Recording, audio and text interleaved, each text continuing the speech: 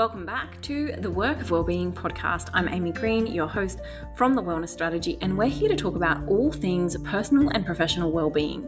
This podcast is designed to help you become curious and consider your everyday wellbeing strategies, what you do for your own wellness, and how you can start to transform your life both in and out of the workplace.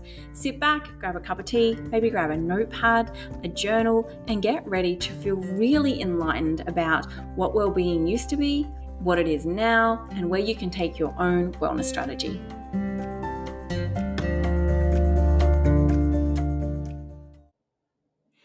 All right, this episode's a little bit different. I want to talk about some of the changes we're seeing in the education space, especially around direct instruction, explicit teaching, which I'm a big fan of. But what I'm not a big fan of is the shift that's happened so quickly and how we haven't supported educators through this change.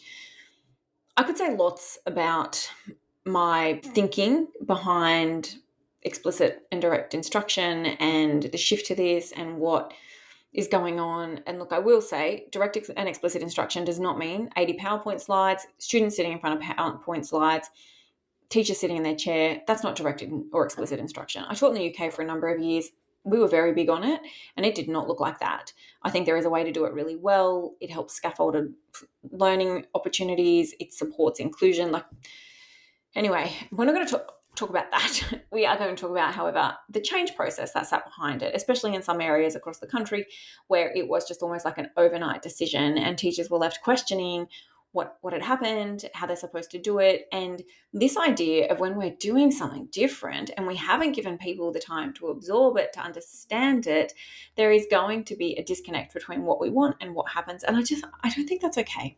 I really don't think that's supportive of anyone's well-being, of supporting students to ensure they have a successful learning opportunity when their educators are still grappling with the change we're going through. I just don't think that that's doing it well.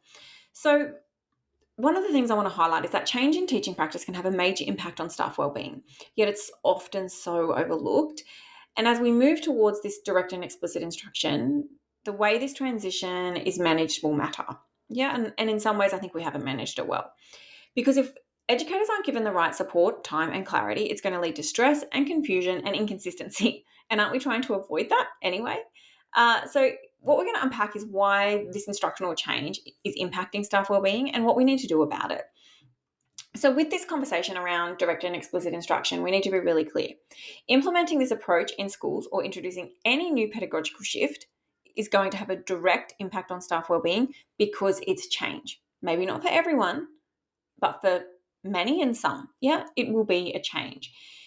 This shift too, especially environments where there hasn't been so much control or consistent expectation around teaching practice, is going to cause an identity shift for educators. They're going to start to question, what is it? What am I supposed to do? This doesn't feel right. And we're starting to see this. So by announcing that we're changing, that this or any shift change quickly, what we're going to be forgetting is that change requires more than just telling someone. It requires more than just letting someone know that change is coming. It actually requires time, learning, deep understanding. Think about it like in a classroom, gradual release, scaffolding, and differentiation. Feedback, assessment, but not like we're going to make you sit a test, but it may be an observation, a feedback, a check-in, a reflection, more team meetings. But that's not actually how we always introduce new concepts or change. For some reason, we think we don't need that level of support and structure as adults, but we do. And this is why too often when schools introduce something new, like explicit teaching or pedagogical shift, by engaging in usually some type of PD that's short and informative but doesn't actually talk about implementation, many are going to have unanswered questions, but we expect staff to adopt it immediately anyway. And so then, because of that, genuine change doesn't happen the way we want it to, And so just as learning is scaffolded for students, we need to scaffold any type of change process. So think about like learning a new recipe, right? Before you start just cracking eggs and mixing in different ingredients, you actually need to read the entire recipe to understand the steps, to understand maybe if you need a different ingredient because you don't have something, you don't have milk, can you use almond milk? You got to investigate these things. Compare different versions, find out what works best. You take the time to let the idea percolate before diving in, You ensure you have the right tools and techniques so you can execute it well. Now, what this does is it builds confidence, it builds depth of understanding, and ultimate mastery, which is what we're aiming for here. But if we expect teachers to implement this without having any type of recipe they can read, without giving them an opportunity to consider ingredients, how are we going to do this effectively? I don't think we are. I think we're going to find ourselves in the same issue again.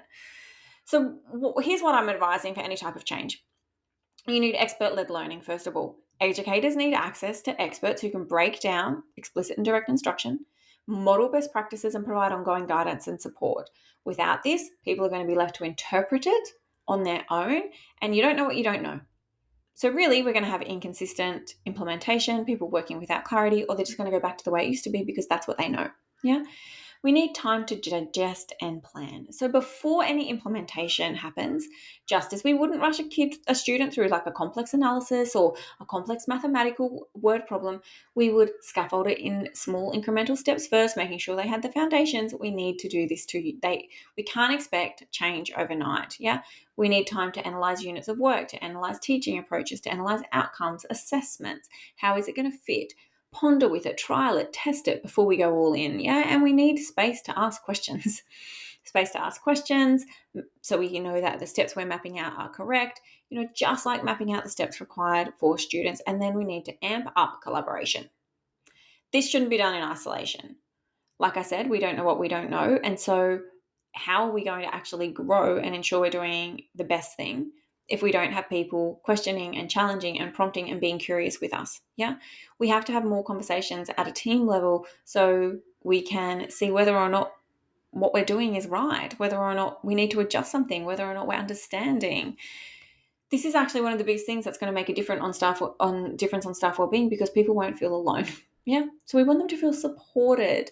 But when implementation on anything is rushed, we create uncertainty, hesitation, and inconsistency. But if we allow time for ideas to percolate, provide structure, and foster collaboration, we're going to empower educators to build confidence and expertise in explicit teaching.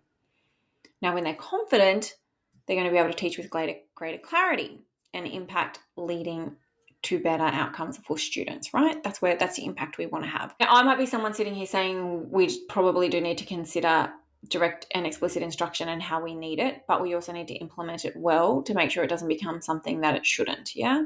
So what I'm really saying is just be really clear and kind to people when you're doing this change or any change.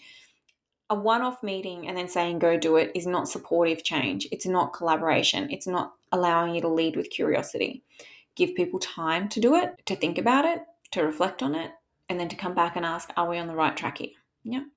I'd love to hear your thoughts on this. And as always, if you have any questions, let me know. But otherwise, have a great day, evening, night, whatever time of day it is for you. And I'll see you somewhere soon. Bye.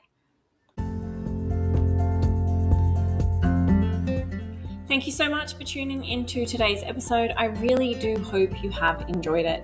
The information discussed today was just that, information only. It's not specific advice. If you take action following something you heard today, it's important to make sure that you get professional advice about your unique situation before you proceed, whether that advice be legal, financial, accounting, medical, or otherwise.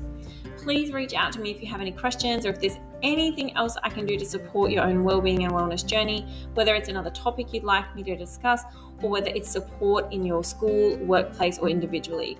And if you do know someone who might benefit from listening to this, please remember to tell them about it, share the episode with them, or suggest my Instagram, my website, or LinkedIn where they can find out more about me and what I do. And as always, I will see you in the next episode.